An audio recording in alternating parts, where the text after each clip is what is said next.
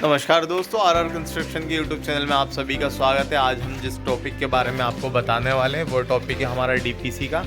जैसा कि आप मेरे पीछे जो वॉल देख रहे हैं, इसमें आपको दो कंक्रीट के बैंड दिख रहे होंगे 3-3 फीट की हाइट पे। तो इन बैंड को डीपीसी को क्यों प्रोवाइड करा जाता है, इसके बारे में आज हम आपको बताने वाले हैं, तो ये वीडियो अंत तक ज़रूर देखें। तो देखिए, जैसा कि आप सामने देख रहे हैं, यहाँ पे जो वॉल है हमारी 6 फीट की हाइट तक पहुँच गई है। फर्स्ट जो 3 फीट की हाइट हुई थी उसके ऊपर हमने एक डीपीसी बैंड डाला था, जिसके बाद ऊपर वापस से 3 फीट की हाइट पे हम एक और डीपीसी बैंड डाल रहे हैं। तो जैसे कि आप सामने देखेंगे, तो इसके ऊपर मैं आपको दिखाना चाहूँगा, यहाँ पे एक लोहे की बार डाली गई है।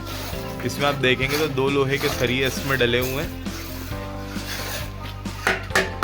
तो हर 3 फीट की हाइट पे एक लोहे का सरिया डाल के ये जो कंक्रीट का आपको माल दिख रहा है, M20 ग्रेड का ये कंक्रीट का रेशा है हमारा, जिसमें 1.5-3 के अनुपात में इसमें कंक्रीट का मिक्सचर बनाया जाता है, जो कि आपको इसकी थिकनेस से ही पता चल जाएगा कि इसका मिक्सचर कितना ज़्यादा थिक है और इसकी कंसिस्टेंसी कितनी ज़्यादा अच्छी है।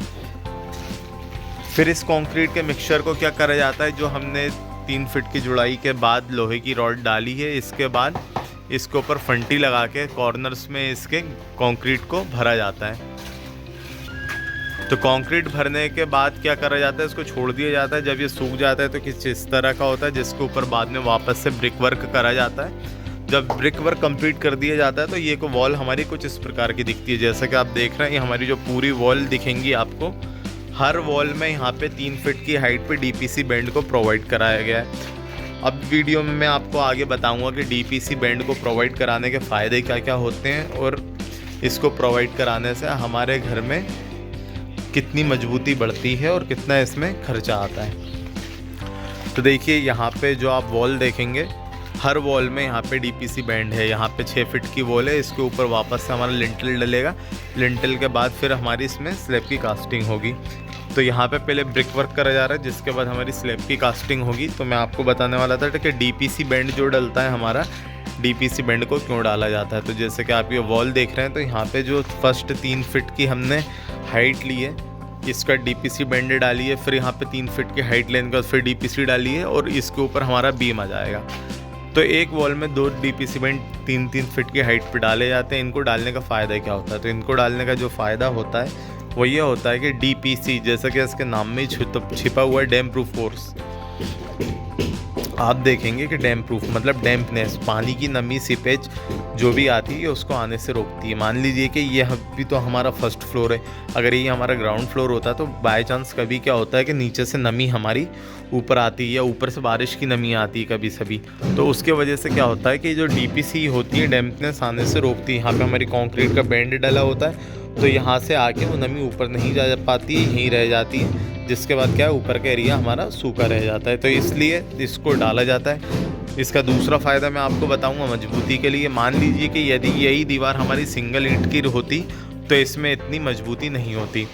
अब इसमें क्या करा गया है कि इसी वॉल में हमारे 2 डीपीसी के बैंड डाल दी, जिसमें 2 हमारे सरिये डले हुए हैं और वो सरिये हमारे कहाँ गए, सीधा हमारे कॉलम में जाके लिंक हो रहे हैं, जिसके वजह से क्या हो रहा है कि इसमें एक फ्रेम बन चुका है। आप देखेंगे तो इसमें पूरे स्ट्रक्चर में कंक्रीट का फ्रेम बन गया है, जिसके बीच में ये ब्रिक वर्क लॉक हो गया है। तो कंक्रीट क्या करता है, ब्रिक वर्क को अच्छे से लॉक करे रहता है, उसको मजबूती ज़्यादा प्रदान करता है। इस वजह से क्या होता है कि जो हमारी दीवार है उसकी मजबूती और भी ज़्यादा बढ़ जाती है। जिसका तीसरा इसका मैं पॉइंट बताना चाहूँगा आपको, जो तीसरा फ़ायदा होता है, ये क्या करता है, हमारे क्रैक्स को आने से रोकता है। कि मान लीजिए यदि कभी आपके मकान में सेटलमेंट होता है, जो कि ज़्यादातर मकानों में बनने के बाद लोड की वजह से होता ही है, जब हमारे कॉलम ज़मीन में थोड़े बहुत भी बैठते हैं, सेटल होते हैं, तो हमारी वॉल्स पे क्रैक नज़र आते हैं। मान लीजिए कल को ये कॉलम यदि सेटल हो जाता और मैं डीपीसी बैंड नहीं डालता यहाँ पे, तो क्या होता कि जैसे ये कॉलम बैठता नीचे तो दीवार में क्रैक्स चल जाते हैं। वो क्रैक्स डेवलप कहाँ से होते हैं, कॉलम के पास से डेवलप होते हैं। आपको कॉलम के पास से क्रैक चलते हुए दिखते हैं। मान लीजिए यदि ये कॉलम सेटल होता है कभी और यहाँ पे डीपीसी नहीं होती, तो ये पूरी की पूरी दीवार में ऊपर से नीचे तक एक तिरछा क्रैक आ जाता। अब मान लीजिए यहाँ पे हमने 99% इस मकान को सिक्योर करा है, क्योंकि यहाँ पे हमने डीपीसी डाली हुई है, इसमें आयरन की बार्स भी डाली हुई है। तो मैं ये कह सकता हूँ कि 99% इसमें क्रैक आने की संभावना लगभग ना के बराबर है।